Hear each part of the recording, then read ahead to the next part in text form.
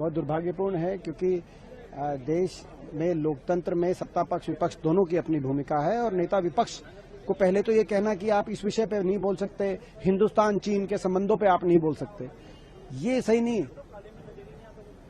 क्योंकि नेता विपक्ष को कोई विषय अगर देश हित में दिखाई देगा तो उस पर अपनी बात रखेंगे देश और सदन के सामने।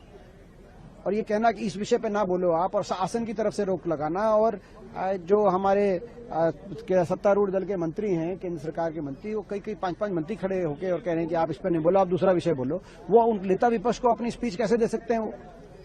और उसके बाद नेता विपक्ष को दरकिनार करके कहना कि हम आपके बिना ही ये डिबेट कराएंगे। तो क्या विपक्ष रहित लोकसभा और विपक्षहीन लोकतंत्र आप चाहते हैं?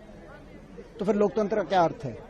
इसीलिए लोकतंत्र के लिए भी काला दिन है और इस सरकार का लोकतंत्र विरोधी चेहरा भी सामने आया है। दूसरा विषय, जो टैरिफ की डील कल अमेरिकी राष्ट्रपति द्वारा जिसकी घोषणा हुई मध्य रात्रि को, उसमें कृषि कहां से आया, इसको हम इस पर लेकर सवाल पूछना चाहते हैं। कृषि क्षेत्र में कहा जा रहा है, अमेरिका के एग्रीकल्चर सेक्रेटरी ने और अमेरिका राष्ट्रपति ने कहा है कि अमेरिका के किसान के लिए बहुत बड़ा ये एक सौदा है और अमेरिका के किसान का उत्पादन, कृषि उत्पादन हिंदुस्तान की मार्केट में 0 टैरिफ पे पहुंचाया जाए, ऐसा उन्होंने कहा। मगर हमारी सरकार को जवाब नहीं आया।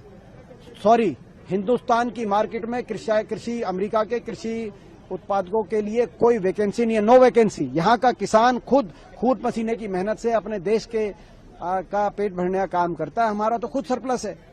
ऐसे में बाहर से अगर आएगा तो उसका नुकसान देश के किसान को भी होगा, देश की अर्थव्यवस्था को भी होगा। हम इसका पुरजोर विरोध करते हैं। कृषि क्षेत्र के अंदर इस तरह से अमेरिका से प्रोडक्ट्स लाने का अगर कोई सौदा हुआ है तो वो सौदे की सारा मसौदा देश के सामने सरकार पारदर्शिता से रखे। किसान हित की अगर बात आएगी, हर तरह की लड़ाई लड़ी जाएगी। 3 कृषि कानूनों पे हमने पहले आंदोलन से लेकर और संसद तक लड़ाई लड़ी थी, हम दोबारा से लड़ाई लड़ेंगे अगर किसान की बात आएगी।